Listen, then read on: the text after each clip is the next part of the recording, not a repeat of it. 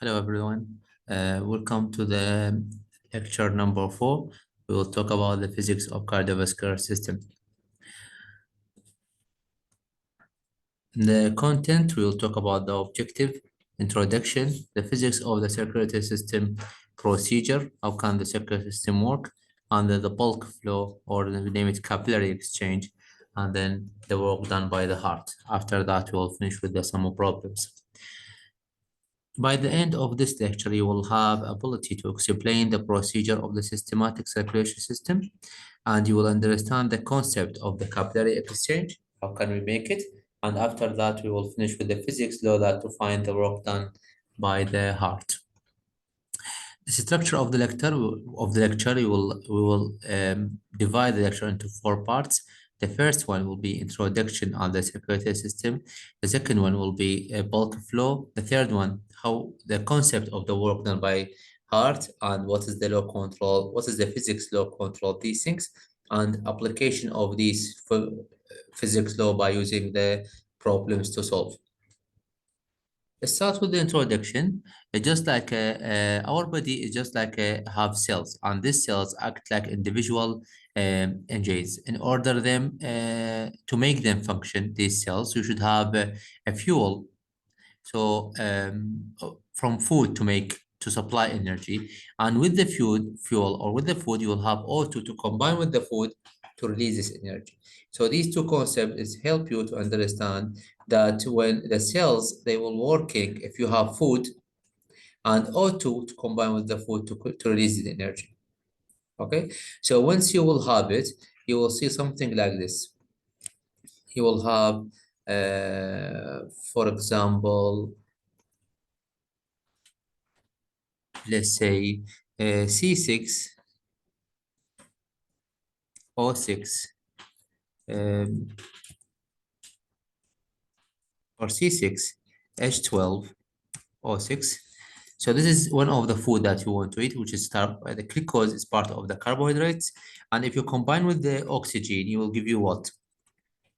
It will give you H2O, the water that you use.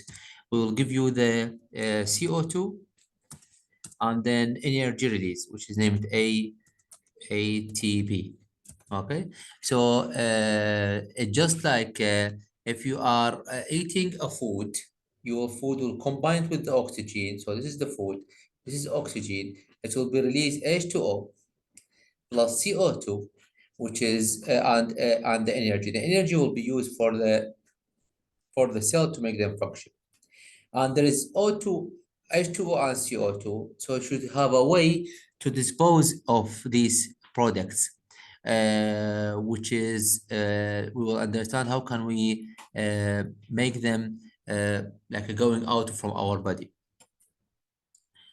So since the body have millions or billions of cells, you should have a transportation system to deliver the fuel and O2 to the cell. So the food and the oxygen to the cell and remove the byproducts, which is CO2, some part of the H2O and the heat as well. The blood, who do this job? The blood perform this important body function. And the blood represents 7% of the body mass. For example, if your mass is 100, if your mass is 100 kilogram, that's mean your blood is 7 kilogram. Okay, so your blood is 7 kilogram because your mass is 100 gram. If your mass is 90 kilogram, okay, so it will be 6.3 kilogram.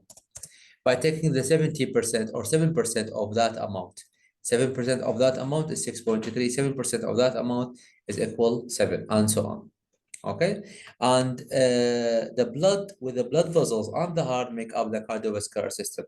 And in this lecture, we will describe the physical aspect of the cardiovascular system.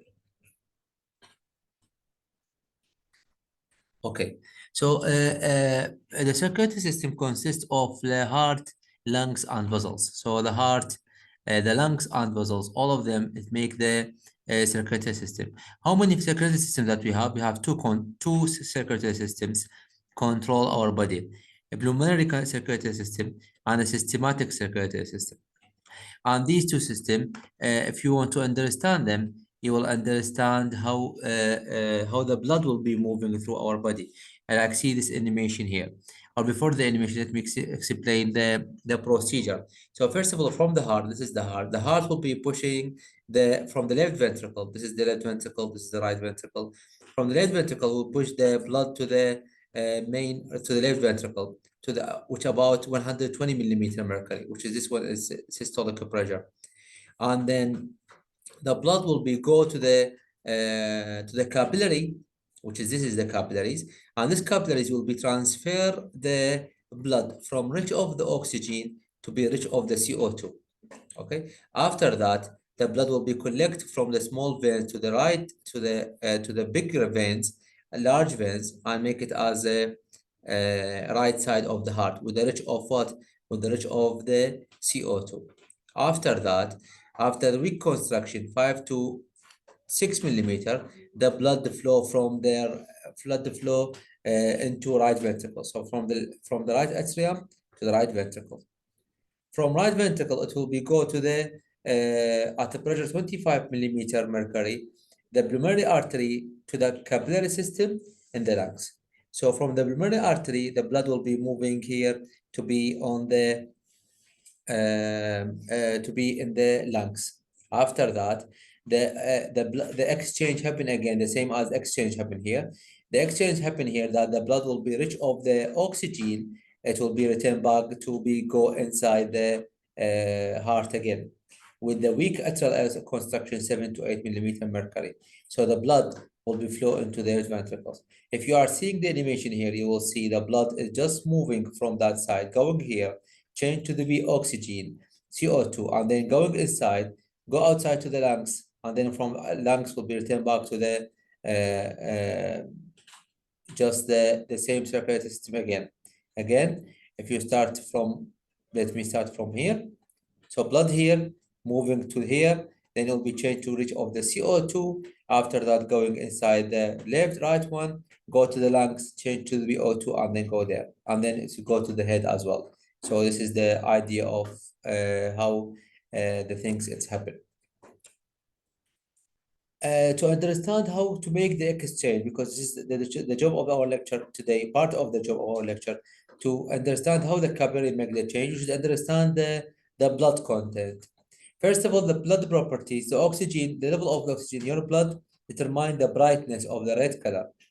Okay, the blood directly from the heart is oxygen rich and bright red. When it just going to the heart, not from the heart to the heart, it will be darker and rich of the CO2. Okay, and the blood color is to the blue color to the veins in your hand is because of the pigmentation in the skin. So we name it scattering of the light in the skin, make this color for you. What about the blood structure? Blood structure, the blood is name it is a fluid connective tissues. What that mean? That mean it just not the blood is a fluid. The blood has a fluid and half part of it is not a fluid. For example, we have the red color cells, which is about 45% of the volume of blood. We have, and this is like a content. See, this is just like a we have it as 45% of our body, and we have a clear fluid, which is named blood plasma, is about 55%. So the majority is the fluid, but it just is not a clear fluid. You have plasma as a clear fluid for 55%, and 45% is contained of the non-fluid parts. We have white cell, which is important for the for fighting disease, and you have a platelets, which is involving the clotting function of the blood. And if you can see here from the image, you have 45% for the red blood cells, less than 1% for the platelets and the white blood cells, and 55% is going as for the clear fluid. So the blood is not just a fluid, it will be fluid and materials and non-fluid parts is contained with it. And this is the end of part 1 of the lecture. Thank you very much.